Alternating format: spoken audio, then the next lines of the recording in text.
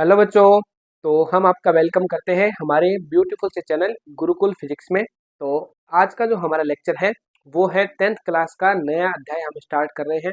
नया अध्याय है अध्याय नंबर 12, जिसका नाम है विद्युत धारा के चुंबकीय प्रभाव। पिछली क्लास में हमने कुल 8 लेक्चर किए थे और वहाँ पे हमारे 2 लेक्चर बहुत महत्वपूर्ण थे, क्योंकि वहाँ पे हमने एक लेक्चर में तो 15 क्वेश्चन किए थे, पुराने सालों के जो क्वेश्चन आए हुए हैं बोर्ड एग्जाम में, और एक लेक्चर था 8 नंबर लेक्चर, उसमें हमने टोटल 10 क्वेश्चन किए थे। ठीक है, तो इस प्रकार से हम साथ साथ में क्वेश्चन कर रहे हैं, टॉपिक को समझ रहे हैं, जिससे हमारा क्या हो सकता है, पूरे में से पूरे नंबर आने की संभावना रहती है। अगर आप किसी टॉपिक को बढ़िया तरीके से पढ़ लेते हो, फिर उसके आए हुए पुराने साल के क्वेश्चन कर लेते हो, तब इस बात की पूरी गारंटी रहती है कि हाँ, हम एकदम सही दिशा में जा रहे हैं और हम अच्छे नंबर एग्जाम में ला सकते हैं। तो ये जो हमारा लेक्चर है, ये है फर्स्ट लेक्चर है, विद्युत धारा के चुंबकीय प्रभाव का पहला लेक्चर है। इस लेक्चर में हम देखेंगे 4 से 5 टॉपिक।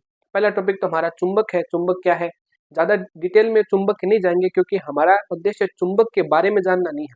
हमारा उद्देश्य है चुंबक के गुणों को जानना, चुंबक के बल रेखाओं को जानना, चुंबक किस प्रकार से हम बना सकते हैं। फिर उसके बाद हमारा दूसरा टॉपिक है विद्युत धारा के चुंबकीय प्रभाव को देखेंगे। उसके बाद हम देखेंगे चुंबकीय क्षेत्र कैसे उत्पन्न होता है। फिर उसके बाद देखेंगे चुंबकीय बल रेखाएं। फिर उसके पश्चात हम देखेंगे किसी धारावाही चालक तार के कारण चुंबकीय क्षेत्र। तो आइए करते हैं इस लेक्चर को शुरू। सबसे पहले हम देखते हैं चुंबक के बारे में, चुंबक है क्या। फिर एक छोटा सा प्रयोग से हम समझेंगे कि विद्युत धारा का चुंबकीय प्रभाव क्या है। तो देखो, चुंबक क्या है। चुंबक प्रकृति में पाए जाने वाला एक पदार्थ है जो अपनी जैसी प्रकृति की वस्तुओं को आकर्षित या प्रतिकर्षित करने का गुण रखता है। चुंबक विभिन्न प्रकार के पाए जाते हैं। दंडाकार चुंबक, ये दंडाकार चुंबक है। वर्ताकार चुंबक, नाल चुंबक, दिक चुंबक। तो ये कुछ चुंबकों के प्रकार है। वैसे चुंबक 2 प्रकार के होते हैं, एक तो स्थायी चुंबक, दूसरा अस्थायी चुंबक। ठीक है, तो सबसे पहले ये देखिए कि जो चुंबक है वो एक तरीके से प्रकृति में पाया जाता है। ठीक है, चुंबक में कुछ कणों की इस प्रकार से व्यवस्था होती है जिसे हम बोलते हैं डोमेन। उनकी इस प्रकार से व्यवस्था होती है कि वो लोहे के जो छोटे छोटे कण हैं उनको आकर्षित करने लग जाता है। ठीक है, तो उस व्यवस्था की वजह से ये क्या करता है, वस्तुओं को आकर्षित करता है और वस्तुओं को प्रतिकर्षित भी कर सकता है। तो ये जो हमारा दंड चुंबक है, इस चुंबक में हमने इस चुंबक के 2 ध्रुव बना रखे हैं। एक तो उत्तरी ध्रुव है, दूसरा दक्षिणी ध्रुव है। ठीक है, यानी चुंबक के 2 ध्रुव होते हैं, एक तो होता है उत्तरी ध्रुव है, दूसरा होता है दक्षिणी ध्रुव है। अगर आप क्या करोगे, इस चुंबक को बीच में से ऐसे काट दोगे। ठीक है, तो इस प्रकार से हमारे पास 2 चुंबक हो गए। ये हो गए 2 चुंबक। तो ये ध्रुव हो जाएगा उत्तरी और ये क्या हो जाएगा, दक्षिण ध्रुव हो जाएगा। ये उत्तरी ध्रुव हो जाएगा और ये क्या हो जाएगा, दक्षिणी ध्रुव हो जाएगा। तो चुंबक की ये प्रकृति होती है कि चुंबक अगर आप काटोगे तो क्या हो जाएगा, चुंबक जो 2 हिस्से बने हैं इसके, वो भी क्या किस प्रकार से व्यवहार करेंगे, एक चुंबक की तरह व्यवहार करेंगे। फिर दूसरा है हमारा वर्ताकार चुंबक। तो वर्ताकार चुंबक है, इसमें आपने बहुत सारे यूट्यूब पर वीडियो देखे होंगे। कई जने एक वर्ताकार चुंबक को जोड़ के बहुत सारी आकृति बनाते हैं, तो वो ये वर्ताकार चुंबक है। इसमें हम एन एस एक बार नहीं बता सकते, क्योंकि अगर इसको काटेंगे तब हमारा उत्तरी ध्रुव दक्षिण ध्रुव बनेगा। फिर है नाल चुंबक, जो एक सिरा उत्तरी ध्रुव की तरह व्यवहार करता है, दूसरा सिरा क्या करेगा, दक्षिण ध्रुव की तरह व्यवहार करेगा। और ये होता है दिक चुंबक, जिसे हम बोलते हैं कंपास। ये आपके फोन में भी आपको मिलेगा। ये हमें दिशा बताता है। दिक मतलब डायरेक्शन, डायरेक्शन बताने वाला जो चुंबक होता है उसे कहते हैं दिक चुंबक। ठीक है, इसके 2 सिरे होते हैं, एक एक तरीके से घड़ी की आकृति का होता है और इसमें ये होता है, ये चुंबक होता है। ठीक है, ये जो आपको दिख रहा है ये चुंबक होता है। और ये हो गया एन, एन का मतलब पृथ्वी का उत्तरी ध्रुव है। ठीक है, एस, एस का मतलब पृथ्वी का दक्षिण ध्रुव है। ये है कौन सी दिशा है, ईस्ट, ईस्ट का मतलब पूर्व दिशा। ये है वेस्ट, यानी कौन सी दिशा है, पश्चिमी दिशा। और इन दोनों के बीच का जो दिशा होगी वो क्या होगी, नॉर्थ ईस्ट यानी उत्तरी पूर्वी दिशा। ये है साउथ ईस्ट यानी दक्षिणी पूर्वी दिशा। ये है साउथ वेस्ट यानी दक्षिणी पश्चिमी दिशा। यह है नॉर्थ वेस्ट यानी उत्तरी पश्चिमी दिशा। तो इसमें क्या होता है, हमें ये दिशा बताता है। दिशा कैसे बताएगा, ये जो चुंबक है इसका एन सिरा, अगर इस चुंबक की बात करें तो ये मान लो एन सिरा है और ये है एस सिरा। जिस दिशा में एन सिरा होगा वो दिशा क्या होगी, उत्तर दिशा होगी।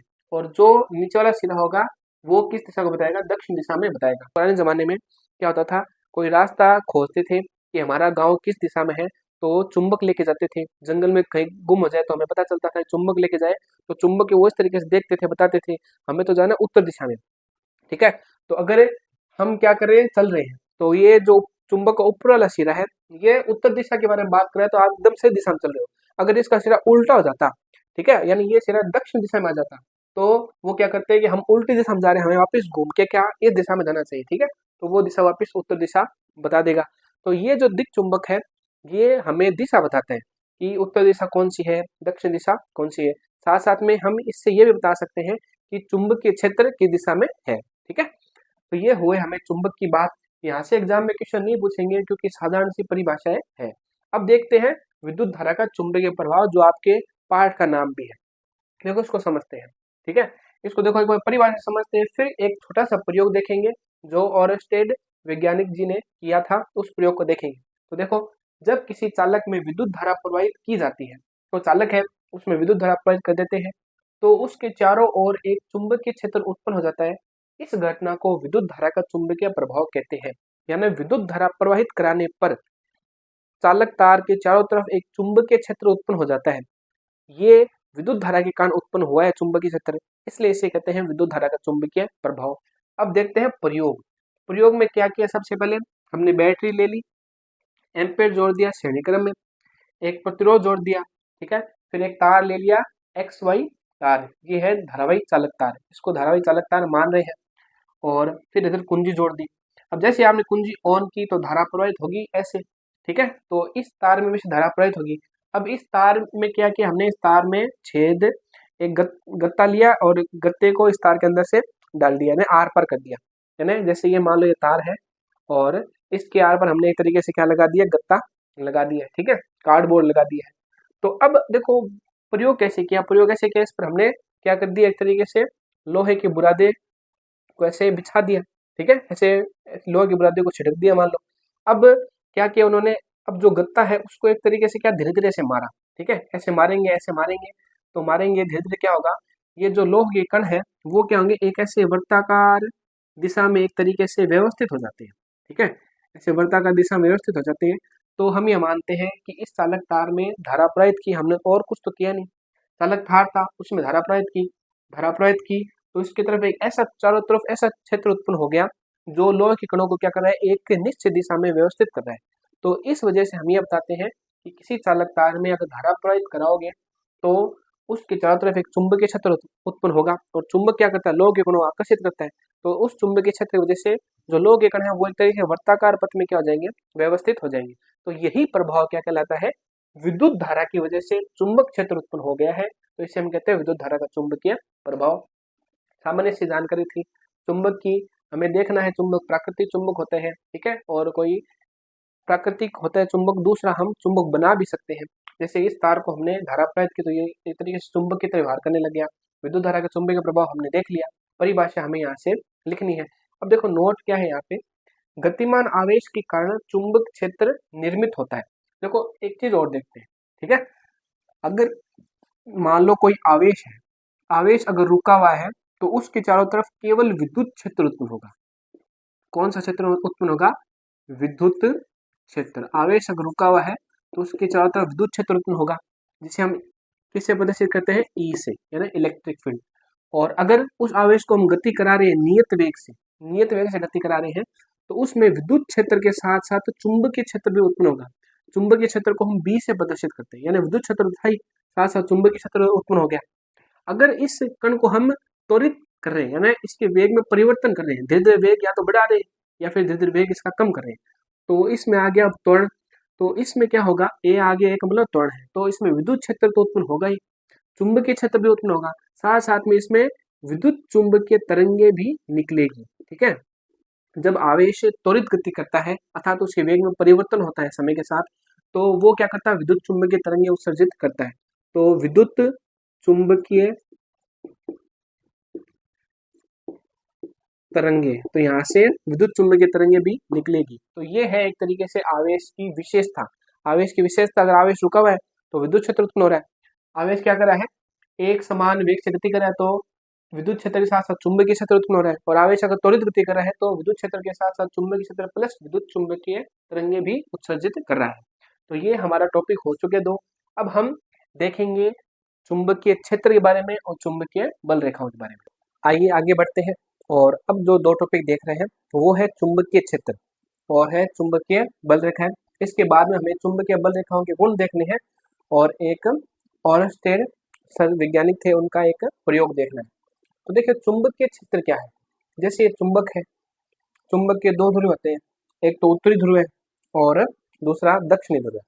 तो मान लीजिए कि इसके चारों ओर एक ऐसा क्षेत्र उत्पन्न हो जाएगा, ठीक है। ये चुंबक है तो चुंबक के चारों ओर एक प्रकार से ऐसा क्षेत्र उत्पन्न हो जाता है जिसमें अगर हम कोई दूसरा चुंबक लेके आए, ठीक है, अगर आप क्या लेके आगे, अगर एन ध्रुव लेके आगे और एस इधर है तब तो ये इसकी तरफ आकर्षित हो जाएगा। और अगर आप क्या लेके आगे चुंबक, दूसरे चुंबक का दक्षिण ध्रुव लेके आगे और ये है उत्तरी ध्रुव है तो ये इसको क्या करेगा, प्रतिकर्षित करेगा। इसी प्रकार से अगर हम किसी चुंबक का एन सिरा पास लेके आते हैं तो वो एक तरीके से क्या करता है, ये चुंबक इसको प्रतिकर्षित करेगा। और अगर इसका हम क्या करें, एस सिरा पास लेके आए तो ये क्या करेगा, इसको आकर्षित करेगा। यानी एक चुंबक जो आप दूसरा चुंबक लेके आ रहे हो उसकी प्रकृति के हिसाब से वस्तु को क्या करता है, आकर्षित करता है और प्रतिकर्षित करता है। चुंबक को क्या करता है, आकर्षित करता है और प्रतिकर्षित करता है। लेकिन अगर आप इसके पास लोह के बुरादे लाओगे तो लोह के बुरादे को ये क्या कर लेगा, अपनी तरफ आकर्षित करके अपने ऊपर चिपका लेगा। जिस प्रकार से हम क्या करते थे जब छोटे थे तो रेत के अंदर क्या करते थे, चुंबक को डालते थे, ऐसे हिलाते थे रेत के अंदर, फिर चुंबक को बाहर निकाला तो चुंबक के दो सिरों पर, यानी ये सिरा और ये सिरा, इस सिरे पर जो लोह के कण थे वो ज्यादा मात्रा में चिपक जाते थे, ठीक है। यानी यहाँ पर अगर देखें तो लोह के कण ज्यादा मात्रा में चिपके हुए मिलेंगे चुंबक के चारों तरफ और यहाँ पर भी ज्यादा मात्रा में चिपके हुए मिलेंगे। इसका मतलब ये है कि चुंबक के ध्रुव है उन पर चुंबकीय क्षेत्र क्या होता है, ज्यादा होता है और बीच में आपको कुछ मात्रा में क्या मिलेंगे, लोहे के कण चिपके हुए मिलेंगे। तो ये चुंबक के चारों ओर का वह क्षेत्र जिसमें अन्य कोई चुंबक आप लेके आओगे तो वो चुंबकीय बल अनुभव करेगा, ठीक है। या तो आकर्षण बल अनुभव करेगा या प्रतिकर्षण बल अनुभव करेगा। और ये है हमारा दंड चुंबक। तो दंड चुंबक के बारे में एक बार प्रश्न आया गया है कि दंड चुंबक के लिए बल रेखाओं का चित्र बनाइए, वो अभी हम बनाएंगे, ठीक है। और एक क्वेश्चन और पूछा गया है, ये पूछा गया है कि जो चुंबक है उसके विपरीत ध्रुव है, विपरीत ध्रुव है, चुंबक के विपरीत ध्रुव तो एक दूसरे क्या करेंगे, आकर्षित करेंगे। और क्वेश्चन दूसरा ये पूछा गया है कि चुंबक के जो समान यानी एक समान ध्रुव है, जैसे ये ध्रुव हो गया, ये ध्रुव हो गया, ये एक दूसरे क्या करेंगे, प्रतिकर्षित करेंगे। तो एक तो पूछा गया क्वेश्चन दंड चुंबक के लिए चुंबकीय बल रेखाओं का चित्र बनाओ। दूसरा क्वेश्चन ये पूछा गया है कि जो चुंबक के एक समान ध्रुव है तो उनके मध्य क्या होगा, प्रतिकर्षण होगा, ठीक है। चुंबक के समान ध्रुवों के मध्य क्या होगा, प्रतिकर्षण, और विपरीत ध्रुवों के मध्य क्या होगा, आकर्षण होगा। तो एक बार चुंबकीय क्षेत्र की परिभाषा देखते हैं, हम इसको समझ तो गई, ठीक है। परिभाषा देखते हैं फिर इसकी बल रेखाएं बनाते हैं। तो देखिए किसी चुंबक के चारों ओर का वह क्षेत्र जिसमें उस चुंबक के प्रभाव का अनुभव किया जाता है, यानी ये चुंबक है इसके चारों ओर का ऐसा क्षेत्र जिसमें किसी अन्य चुंबक को लेके आओ या लोह के कण लेके आओ तो उन पर क्या होगा, इसकी वजह से जो प्रभाव पड़ेगा, तो जितने क्षेत्र के अंदर जो प्रभाव पड़ेगा वो क्या कहलाएगा, उसे हम कहते हैं चुंबकीय क्षेत्र। इसे बी से प्रदर्शित करते हैं, ठीक है। वैसे तो इसे क्या बोलेंगे, मैग्नेटिक फील्ड, लेकिन इसे किससे प्रदर्शित करेंगे, बी से लिखा जाता है। और यह एक सदिश राशि है। देखो राशि दो प्रकार की होती है, एक तो सदिश, दूसरी अदिश। सदिश राशि में दिशा के साथ साथ परिमाण होता है, लेकिन अदिश राशि में केवल क्या होता है, परिमाण होता है, दिशा नहीं होती, ठीक है। तो ये जो क्षेत्र है ये क्या है, सदिश राशि है।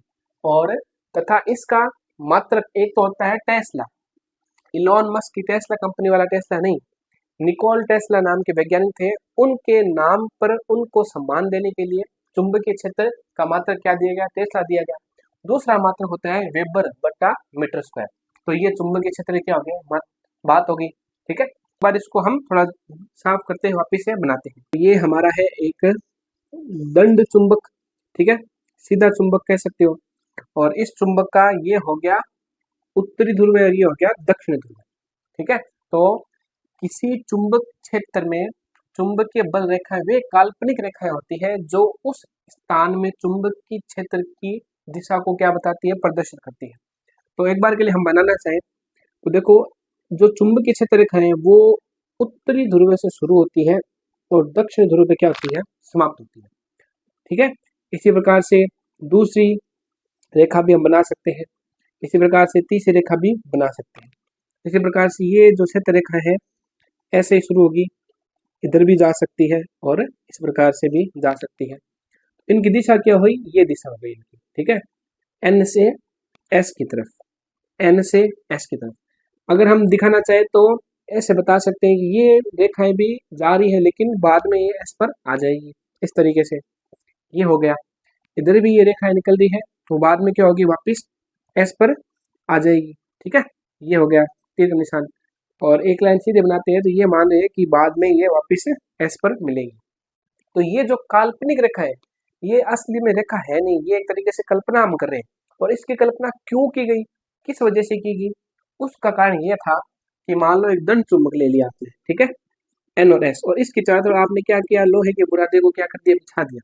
अब आप क्या कर रहे हो, कुछ ऐसी स्थिति कर रहे हो कि मान लो कोई लोहे या लकड़ी का टुकड़ा है, लकड़ी का तख्ता है, उस पर हमने चुंबक रख दिया, ठीक है, और उसके चारों तरफ क्या कर रहे हो, चारों तरफ उस पर बुरादा लोहे का डाल दिया। अब उसको हिला रहे हो ठीक है, तो हिलाओगे तो क्या होगा, हिला रहे हैं तो देखो कि जो लोहे के कण है वो इस प्रकार से व्यवस्थित हो जाते हैं, देखो इस प्रकार से, ठीक है, लोहे के कण क्या हो जाते हैं, इस प्रकार से व्यवस्थित हो जाते हैं, हमें दिखते हैं वहाँ पे, और यहाँ पे हमें इस प्रकार से आते हुए दिखते हैं, और यहाँ पे थोड़े थोड़े लोहे के कण हमें ऐसे प्रकार से दिखते हैं। तो हम ये कल्पना कर रहे हैं कि ये जिस प्रकार से लाइनें बन रही है ना, और इन लाइनों को अगर एक तरीके से मिला देंगे तो हम ये कल्पना कर पाएंगे कि इस प्रकार का चुंबकीय क्षेत्र बनता है, ठीक है। तो ये आरेख पूछा गया था हमें, आया समझ में। इसको और हम बनाना चाहे तो इस प्रकार से तीर के निशान दिखा सकते हैं, ठीक है, ये हो गए अंदर की तरफ जा रही है। एक चीज और कि जो चुंबक के बाहर तो ये बल रेखाएं बनती है लेकिन अंदर भी एन से एस की तरफ चुंबकीय क्षेत्र रेखाएं बनती है। तो ये हुआ हमारा चुंबकीय बल रेखाओं का चित्र, ठीक है। अब देखिए आगे, तथा इन रेखाओं के किसी बिंदु पर खींची गई स्पर्श रेखा उस बिंदु पर चुंबकीय क्षेत्र की दिशा को व्यक्त करती है। तो मान लो अगर हमें इस बिंदु पर चुंबकीय क्षेत्र की दिशा देखनी है तो आपको एक स्पर्श रेखा खींच दो, तो इस बिंदु पर ये चुंबकीय क्षेत्र की क्या दिशा है। अगर आपको इस बिंदु पर चुंबकीय क्षेत्र दिशा देखनी है तो आप इधर एक स्पर्श रेखा खींच दो, तो ये स्पर्श रेखा दिशा है वो चुंबकीय क्षेत्र की दिशा को बताएगी। ऐसा में इस प्रकार से किसी भी बिंदु पर हम स्पर्श रेखा खींचेंगे तो वो उस बिंदु पर चुंबकीय क्षेत्र दिशा को बता रही है। अब आगे देखिए, जैसे किसी चुंबक के समीपस्थ लोहे के बुरादे को रखा जाता है तो लोहे का बुरादा चित्र अनुसार व्यवस्थित हो जाता है। तो लोहे के बुरादे क्या होगा, इस प्रकार से लोहे के बुरादे इकट्ठे हो जाते हैं यहाँ पे, ठीक है, जिससे हमें यह पता चल जाता है कि हाँ इस प्रकार की बल रेखा अगर हम बनाए तो इसको अच्छी तरीके से समझ पाएंगे। ये है हकीकत में काल्पनिक बल रेखा है, लेकिन हम प्रयोग की सहायता से, ये लोहे के बुरादे वाला प्रयोग की सहायता से बता सकते हैं कि ऐसी बल रेखाएं बनेगी, ठीक है। ये सब कल्पना ही हम कर रहे हैं, ठीक है, लेकिन कल्पना भी कई बार क्या होती है, फायदेमंद होती है। तो अब आगे देखते हैं चुंबकीय बल रेखाओं के गुण, तो आप इसका स्क्रीनशॉट ले सकते हो। अब हम चुंबकीय बल रेखाओं के 7 गुण देखेंगे। अब हम आगे बढ़ते हैं, जो हमें अगला टॉपिक है वो क्या है हमारा, चुंबक के बल रेखाओं के गुण। तो ये कुल 7 प्रकार के गुण हमने लिख रखे हैं और इसको सभी गुणों को हम चित्र की सहायता से समझते हैं। एक एक गुण के बारे में देखते हैं। देखो पहला गुण क्या है, चुंबक बल रेखाएं सदैव चुंबक के उत्तरी ध्रुव से निकलती है तथा बंद वक्र बनाती हुई चुंबक के दक्षिण ध्रुव में प्रवेश करती है और चुंबक के भीतर से होती हुई उत्तर ध्रुव पर वापस आती है। तो चुंबक के बल रेखाएं सदैव क्या होगी, उत्तरी ध्रुव से शुरू होगी और दक्षिण ध्रुव पर क्या होगी, दक्षिण ध्रुव पर समाप्त होगी। फिर अंदर अगर बात करें तो ये क्या होती है, वापस दक्षिण ध्रुव से उत्तरी ध्रुव की तरफ जाती है। तो एक तरीके से क्या होती है, बंद वक्र बनाती है, ठीक है। अगला, चुंबक से बाहर इन बल रेखाओं की दिशा उत्तर ध्रुव से दक्षिण ध्रुव की ओर तथा चुंबक के अंदर दक्षिण ध्रुव से उत्तर ध्रुव की ओर होती है। तो चुंबक से बाहर की बात करें तो ये बल रेखाएं चुंबक के उत्तरी ध्रुव से दक्षिण ध्रुव तक जाएगी, और चुंबक के अंदर की बात करें तो ये बल रेखाएं दक्षिण ध्रुव से उत्तर ध्रुव की तरफ जाती है चुंबक की अंदर, ठीक है। अगला, चुंबक बल रेखाएं बंद वक्र के रूप में चलती है, यानी ये तरीके से क्या है कि एक तरीके से बंद वक्र के रूप में चलती है। ऐसे बाहर से तो एन से एस की तरफ चली, फिर अंदर एन एस से एन की तरफ चली, बाहर से एन से एस की तरफ चली, ठीक है, फिर दक्षिण ध्रुव से उत्तर ध्रुव की तरफ चली, इसी प्रकार से उत्तरी ध्रुव से दक्षिण ध्रुव की तरफ चली, फिर दक्षिण ध्रुव से वापस उत्तरी ध्रुव की तरफ चली। तो ये एक तरीके से क्या हो गया, बंद वक्र हो गया, ठीक है। आगे देखिए, चुंबक बल रेखाएं एक दूसरे को कभी नहीं काटती क्योंकि एक बिंदु पर चुंबक क्षेत्र की 2 दिशाएं संभव नहीं है। ये क्वेश्चन पूछा गया था, 4 नंबर पॉइंट है ये क्वेश्चन पूछा गया था कि चुंबकीय क्षेत्र रेखा एक दूसरे को भी क्यों नहीं काटती। तो देखिए, हमने पहले बताया था कि जो चुंबकीय बल रेखा है वो सदिश राशि है, यानी एक बिंदु पर चुंबकीय क्षेत्र की दिशा एक ही संभव है, एक बिंदु पर दो दिशाएं चुंबकीय क्षेत्र की संभव नहीं है। उदाहरण से समझते हैं, मान लीजिए ये एक चुंबकीय क्षेत्र रेखा है, एक ये है, दूसरी चुंबकीय क्षेत्र रेखा है क्या, ये है। ठीक है, मान लिया ये एक बिंदु को काट रही है।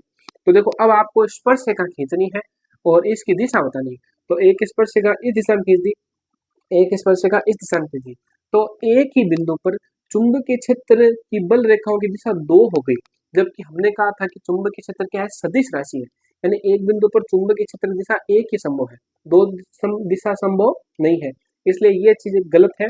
इस तरीके से चुंबकीय बल रेखाएं कभी भी एक दूसरे को नहीं काटेगी, अगर काटेगी तो एक बिंदु पर चुंबकीय क्षेत्र की दिशा दो हो जाएगी, जो संभव नहीं है क्योंकि चुंबकीय क्षेत्र रेखाएं सदिश राशि है, एक बिंदु पर एक दिशा संभव हो सकती है। अगला बिंदु देखिए, एक समान चुंबक क्षेत्र में बल रेखाएं परस्पर समांतर व बराबर दूरियों पर होती है, मतलब कहीं पर मान लो एक समान चुंबक क्षेत्र रेखाएं, ठीक है, मतलब प्रबल चुंबक क्षेत्र रेखाएं, तो ऐसे मान लो ऐसे चुंबक होते हैं, कई कई ऐसे प्रकार के चुंबक होते हैं, ये हो गया ऐसे प्रकार का चुंबक, ठीक है, इसे भी हम नाल चुंबक कहते हैं। तो यहाँ पे चुंबकीय क्षेत्र रेखाएं ऐसी बनती है, ठीक है, ऐसी चुंबकीय क्षेत्र रेखा बन गई, तो एक समान चुंबकीय क्षेत्र में, ये एक समान चुंबकीय क्षेत्र है में बल रेखाएं परस्पर समांतर यानी एक दूसरे के समांतर और बराबर दूरियों पर होती है, तो ये चुंबकीय क्षेत्र रेखाएं समांतर है, एक लाइन ऐसी है, दूसरी लाइन ऐसी है, तीसरी लाइन ऐसी है, और एक दूसरे पर क्या है, एक दूसरे से क्या है, बराबर दूरी पर है, तो ये गुण देखा हमने। अगला देखते हैं, चुंबकीय क्षेत्र की दिशा चुंबकीय बल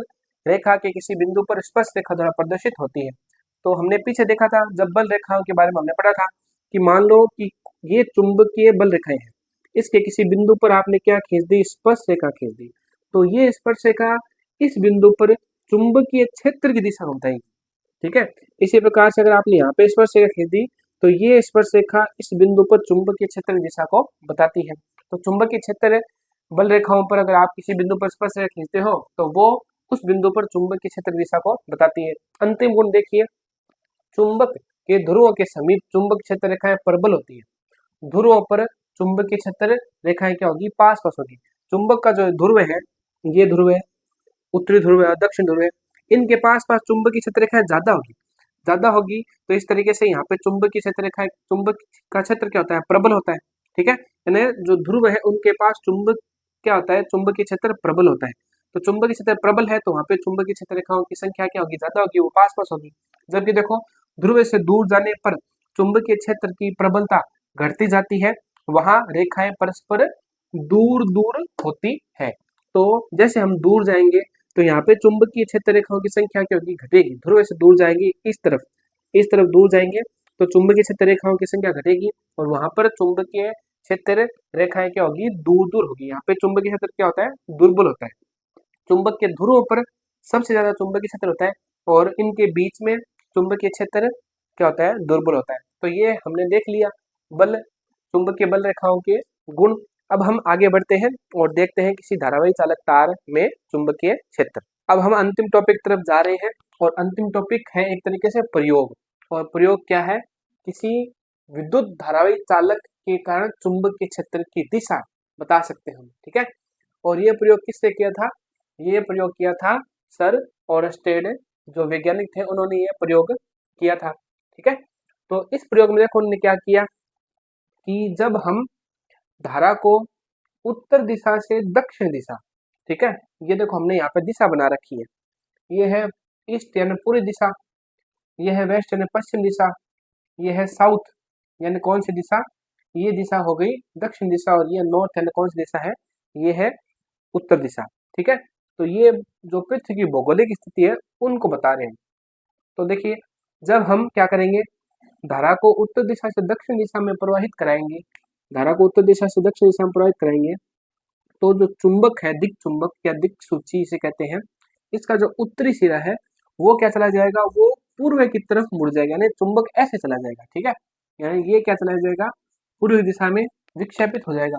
और जब हम धारा को क्या करेंगे, दक्षिण से उत्तर दिशा में प्रवाहित करेंगे, तो ये जो चुंबक है उसका उत्तरी ध्रुव है वो क्या होगा, वो पश्चिम दिशा की तरफ मुड़ जाएगा, ठीक है, पश्चिम दिशा की तरफ मुड़ जाएगा। ये इन्होंने प्रयोग किया था। तो देख पे आइए पढ़ते हैं, सर्वप्रथम ओरस्टेड ने प्रयोगों के आधार पर यह पता लगाया कि जब किसी चालक में विद्युत धारा प्रवाहित, ठीक है, विद्युत धारा क्या करते हैं हम, प्रवाहित की जाती है, तो उसके चारों ओर चुंबकीय क्षेत्र उत्पन्न हो जाता है। सबसे पहला हमारा टॉपिक था, उसमें देखा था हमने प्रयोग। उत्पन्न चुंबकीय क्षेत्र धारावाही चालक की आकृति पर निर्भर करता है, साथ साथ धारा की दिशा पर भी निर्भर करेगा। यानी चुंबकीय क्षेत्र दिशा धारा की दिशा में निर्भर करेगी।